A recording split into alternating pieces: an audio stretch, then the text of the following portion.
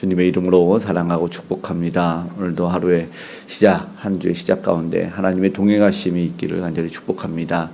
오늘은 예레미야 애가 우리가 이제 묵시 구약성경의 소선지서에서 분량이 많은 대선지서를 보다가 예레미야를 지나서 또 묵시서였던 이제 에스겔서를 본 이후에 해석을 어떻게 해야 되나도 한번 살펴보면서 당시 이제 예루살렘 유다가 멸망하면서 이제 하나님 주신 메시지를 듣게 되는데 예레미야 애가는 그 성의 몰락으로 시작을 하죠. 비통함. 그래서 묵시서가 아니라 사실은 조금 시의 성격을 가졌어요. 그래서 시편, 잠언, 전도서처럼 성문서라는 분류를 하기도 하는데 왜냐하면 이 본문을 읽다 보면 알게 되겠지만 22절씩 이렇게 나누어져 있습니다. 5장까지가 3장은 66절이지만 게다가 히브리어 알파벳 순으로 이렇게 기록이 되어 있어요. 알파벳으로 이렇게 기록된 것은 기역으로 시작하고 니은으로 시작하고 디귿으로 시작하는 이유는 기억이 잘 되고 그리고 쉽게 불려줄 수 있기를 바랬던 목적성을 가지고 있을 수도 있습니다. 그런데 예레미야라는 이 선지자가 당시에 멸망을 외쳤고 그리고 하나님만 의지하라고 했지만 이 당시 지도자들이 그러지 못해서 우리가 예레미야서를 보아서도 알지만 그 말을 듣지 않았습니다.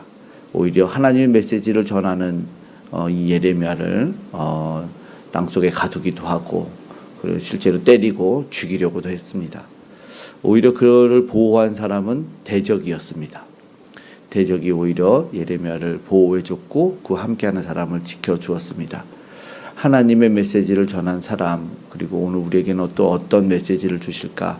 사실 본문의 시작이 황폐한 성 우리가 보게 됩니다.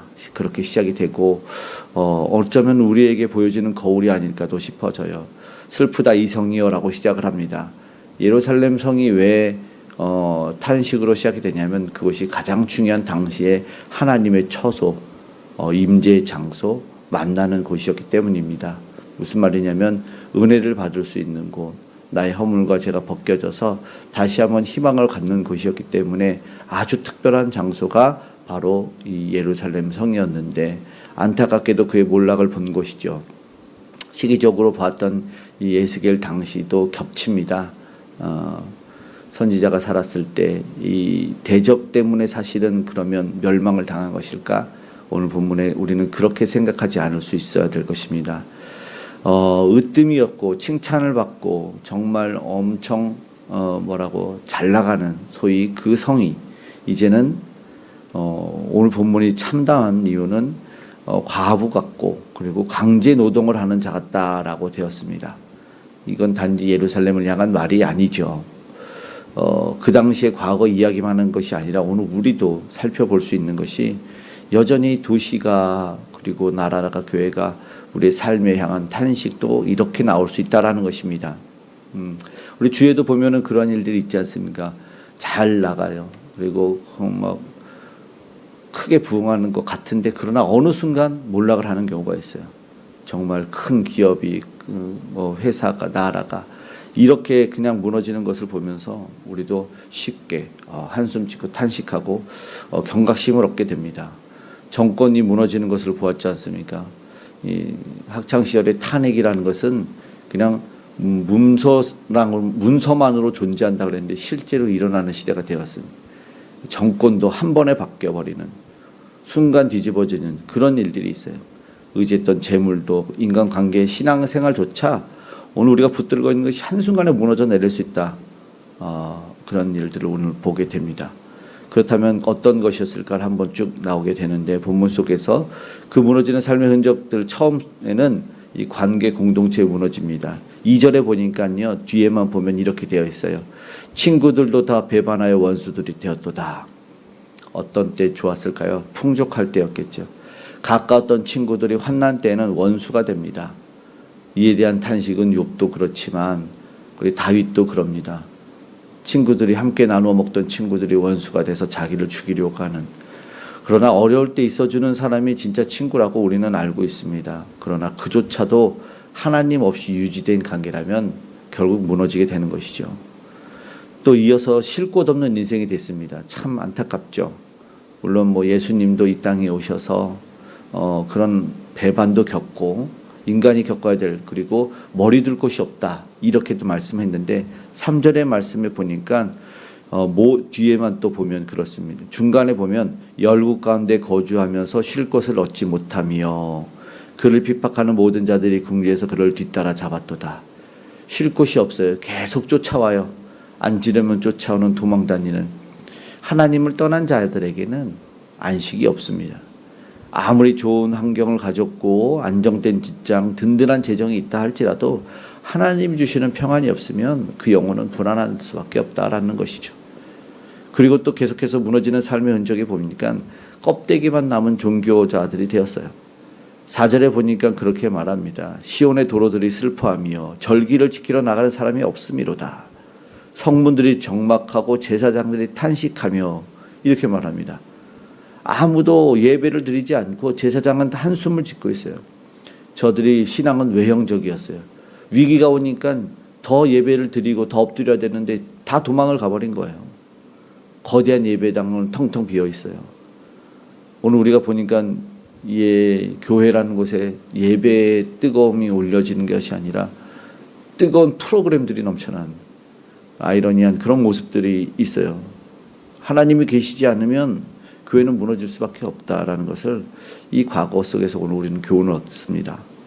우리 주변 교회들을 어떠한지도 보게 됩니다. 사실 이 교회 작은 곳에서도 비본질이 본질을 차지하다 보니까 이것을 수정해 가는데 굉장히 어려움을 느낍니다. 정말 중요한 것이 무엇이고 정말 힘쓰고 애써야 되는 것이 무엇인지 아는데도 불구하고 이것이 잘못된 습관이라든가 우리의 인간성 때문에 이 수정해 가는 굉장히 어려움이 있습니다.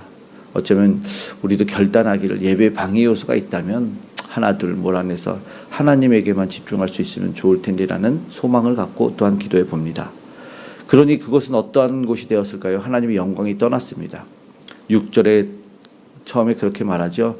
딸 시온의 모든 영광이 떠나가며 이렇게 말합니다.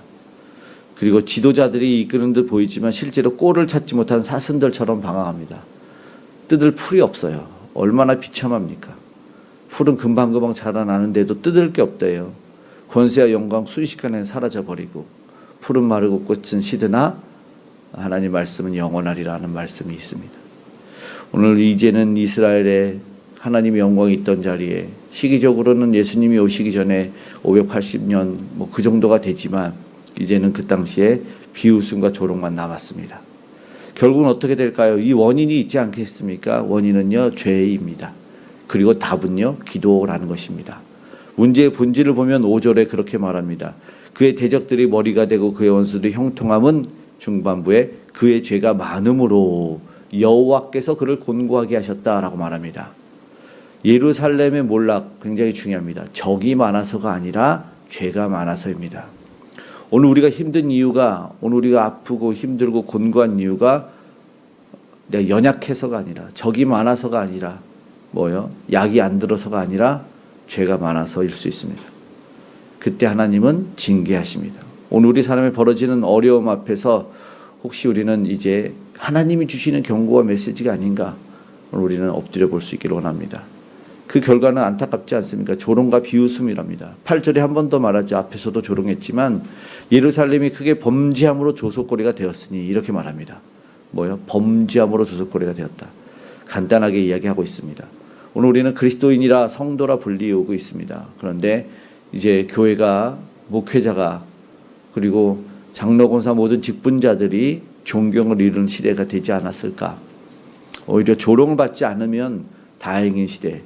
이유는 분명합니다. 왜요? 우리가 가져야 될 거룩함이 사라졌기 때문입니다. 우리가 가장 먼저 하나님을 두려워해야 되는데 우리가 하나님을 없는 삶을 살기 때문에 아닐까? 하나님의 영광이 아니라 우리 개개인의 영광, 개교회의 영광을 위한다면 우리가 그렇게 이 조속거리의 조롱거리를 벗어나지 못할 것입니다. 그러나 오늘 본문을 마칠 때 어떻게 마치냐? 슬픔의 탄식으로 예레미야 애가 슬픔의 노래로 부르고 있지만 그러나 끝은 아닙니다. 11절에 보니까 함께 읽겠습니다. 그 모든 백성이 생명을 이으려고 보물로 먹을 것을 바꾸었더니 지금도 탄식하며 양식을 구하는 나이다. 나는 비쳐나오니 여호와여 나를 돌보시옵소서. 아멘. 나는 비쳐나오니 나를 돌보시옵소서라고 지금 예레미야 선지자가 회개하며 기도를 합니다. 우리는 압니다. 하나님은 회개하는 자의 기도를 외면하지 않는다는 사실을 압니다. 그래서 오늘도 우리는 기도합니다. 우리가 부르짖을 때 하나님은 그 음성을 들으십니다. 한 사람의 눈물도 보시고 그럴 때 비로소 그 개인과 가정이 나라와 민족이 회복될 줄을 믿습니다. 지금도 오늘 우리는 이 세상이 무너지고 있는데 바라만 보고 있을 수만 없습니다. 범죄한 이들이 회개하지 않을지라도 오늘 우리를 불러 모든 걸 알게 하셔서 우리를 의인 삼아 주신 예수 그리스도의 공로와 그 의로 말미암아 우리는 기도하고 무릎을 꿇어야 될 줄을 믿습니다. 그래서 오늘도 깨어나서 하나님에게 나아가는 것입니다. 이제 말씀을 마치고 기도하기 원합니다. 우리가 나아가야 될 자리가 있습니다. 그것이 회개의 자리와 기도의 자리이다라는 것이죠. 그것이 이 비통함 속에서도 보아야 될 답입니다. 지금 우리가 할 수 있는 것은 사실 그것뿐입니다. 눈물로 하나님의 얼굴을 구하는 것이죠. 회개의 자리, 기도의 자리로 나아가야 되고요. 지금도 오늘 정치와 경제, 사회 모든 것, 사실 교회도 불안하지 않습니까? 그런데 여호와께 돌아온다면 자비와 긍휼을 입을 수 있는 것입니다. 그렇기 때문에 나는 비쳐나오니 여호와여 나를 돌보시옵소서라고 말했던 부르짖음에 진심도 우리가 담겨서 하나님 앞에 나아간다면 하나님이 우리의 이 기도를 들으사 무너져가고 몰락하는 그곳에 부력을 형성시켜서 가라앉지 않고 침몰시키지 않을 줄 믿습니다. 오늘 다시 한번 회복시켜 주시기를, 나라와 민족과 가정과 기업과 교회를 살려주시기를 간절히 오늘 우리의 기도를 통해서 하나님에게 부르짖어 함께 회복되는 은혜를 경험할 수 있기를 축복합니다. 아멘. 기도하겠습니다. 사랑의 하나님, 오늘 우리를 지켜주시옵소서. 흔들리는 신앙에서 아버지 하나님 낙심하고 좌절했던 아버지 심령에서 회복시켜서 우리를 아버지 국리력에서 살려주시는 예수 그리스도의 이름을 부르면서 회복시켜 주시옵소서. 우리 특별히 지도자들이 한국교회가 아버지 하나님 회개할 수 있는 마음과 영이 부어져서 하나님 앞에 겸비함으로 나아갈 수 있도록 도와주시기를 원합니다.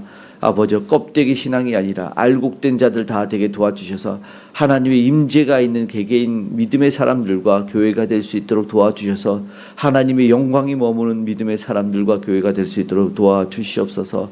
우리 모든 가정과 삶, 이 나라의 위기 앞에 오늘도 하나님의 얼굴을 구하오니 부르짖는 아버지 하나님 기도에 응답하여 주시고 오늘도 아버지 하나님 생명의 주요 아버지와 우리에게 희망의 주 되시는 예수를 전하는 우리 선교사님들에게 열매를 보여주시옵고 구원받는 백성이 많아짐을 보게 하여 주시옵소서. 하나님의 나라가 확장되는 은혜를 허하여 주시옵고 우리 귀한 다음 세대가 그것을 보고 자라서 세상에 휩쓸려 가지 아니하도록 편승하지 않고 오직 주 예수를 부르며 승리하는 자들 다 될 수 있도록 도와주시옵소서. 위정자들이 하나님을 경외하는 심령이 있게 하여 주시고 북녘의 우상이 무너져 내리는 은혜를 더하여 주셔서 아름다운 복음의 통일이 하나님이 허락하신 은혜의 평화가 아버지 이 땅 곳곳에 아버지 세계 열방에 있어지게 하여 주시옵소서. 오늘도 간절히 기도하오니 아버지 외롭고 곤고하고 아버지 신앙을 잃어가는 자들을 긍휼히 여겨 주셔서 다시 한번 주님 앞에 엎드려 기도할 때 회복의 은혜를 경험한 우리 모두가 되게 도와주시옵소서. 애통하는 심령 아버지 하나님 나는 아니지오로 나만 아니면 된다는 아버지 아니란 생각에 벗어나 아버지 하나님 주여 통해 자복하며 하나님 우리에게 주신 기도의 사명을 이어갈 수 있는 우리가 되게 도와주시옵고 오늘도 동행하시고 지켜주시고 은혜와 복을 더하시는 우리 주님을 체험케 하여 주시옵소서. 함께 하신 아버지께 감사드리며 고마우신 예수님의 이름으로 기도드리옵나이다. 아멘.